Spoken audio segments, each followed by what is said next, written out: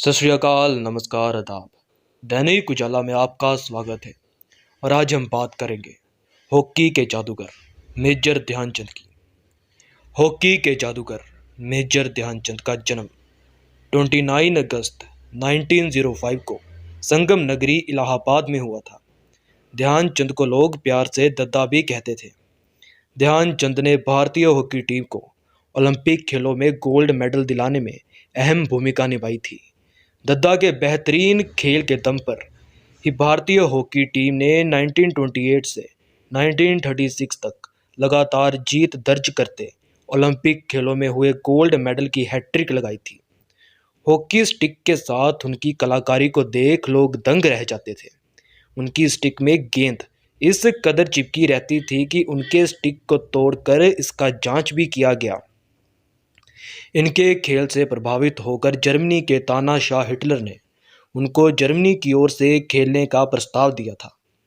Major Dhyanchand ने अप्रैल 1949 में hockey से संन्यास लिया। 3 दिसंबर 1979 को हॉकी के जादूगर का निधन हो गया। मेजर ध्यानचंद के मृत्यु के बाद से लगातार इनको देश के सर्वोच्च नागरिक पुरस्कार भारत रत्न देने की मांग उठती रही। इनके जन्मदिन 29 अगस्त को भारत में राष्ट्रीय खेल दिवस के रूप में मनाया जाता है। साधारण शिक्षा प्राप्त करने के बाद 16 वर्ष की अवस्था में वर्ष 1922 में दिल्ली में प्रथम ब्राह्मण रेजिमेंट में सेना में एक साधारण सिपाही की हैसियत से भर्ती हो गए और ये उनके हॉकी का जादूगर बनने का सफ़र शुरू हुआ। ध्यानचंद को हॉकी खेलने के लिए प्रेरित करने का श्रेय रेजिमेंट के एक सूबेदार मेजर तिवारी को है। मेजर तिवारी खुद भी हॉकी के खिलाड़ी थे। उनकी देख रेख में ध्यानचंद हॉकी खेलने लगे और अपने कठिन परिश्रम व लगन के बल पर कुछ ही समय में वह दुनिया के महान हॉकी के खिलाड़ी बन गए। अंतर्राष्ट्रीय मैचों में उन्होंने 400 से ज़्यादा अधिक गोल किए। अप्रैल 1949 में हॉकी के जादूगर ने संन्यास ले लिया। वर्ष 1927 में ध्यानचंद को लांस नायक बना दिया गया। वर्ष 1932 में लॉन्स एजेंसी में आयोजित ओलंपिक खेलों के समय उनको नायक बनाया गया। उसके बाद वर्ष 1937 में उनको सूबेदार, 1938 में वायसराय और वर्ष 1943 में लेफ्टिनेंट बना दिया गया। वही वर्ष 1948 में कप्तान और बाद में मेजर बना दिया गया।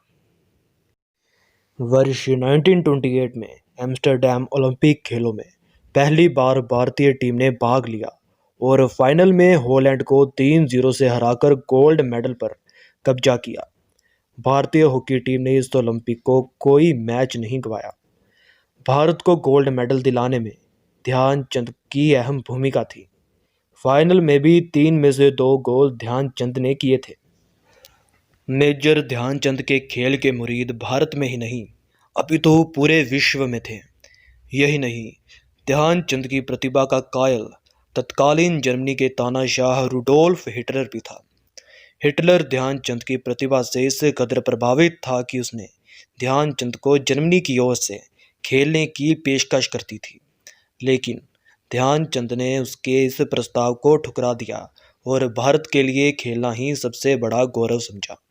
यही नहीं, वियना में ध्यानचंद की 4 हाथ में 4 हॉकी स्टिक के लिए एक मूर्ति लगाई और दिखाया कि ध्यानचंद कितने जबरदस्त खिलाड़ी थे। मेजर ध्यानचंद को वर्ष 1956 में पद्म विभूषण सम्मान प्रदान किया गया था। मेजर ध्यानचंद के जन्म दिवस 29 अगस्त को भारत में खेल दिवस के रूप में मनाया जाता है। इसी दिन खिलाड़ियों और उनके उत्कृष्ट प्रदर्शन के लिए अर्जुन पुरस्कार और कोच को द्रोणाचार्य पुरस्कार प्रदान किए जाते हैं।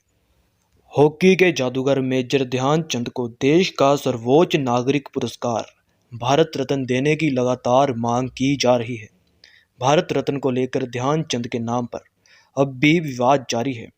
वही भारतीय ओलंपिक संघ ने मेजर ध्यानचंद को शताब्दी का खिलाड़ी घोषित किया था।